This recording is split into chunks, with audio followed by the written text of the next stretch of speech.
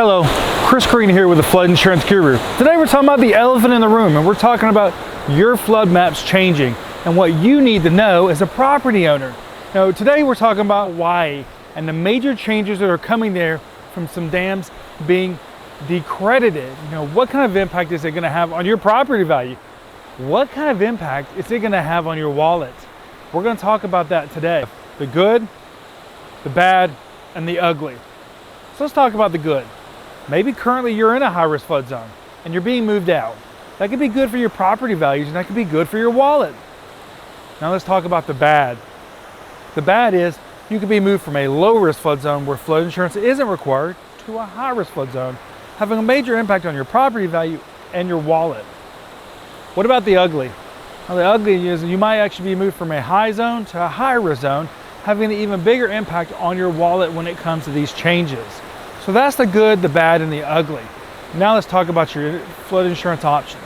You have two options: the National Flood Insurance Program and private flood insurance. And what we're talking about here is whether you have an FHA loan, whether you have a conventional loan or other type of loan. Remember, as we stand here now, right now in 2020, FHA only allows policies that go through the National Flood Insurance Program.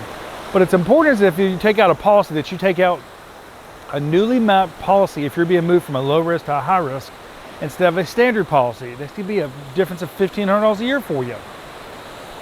But if you don't have an FHA, then you might qualify for private flood insurance, which could be significantly less with better coverage for you.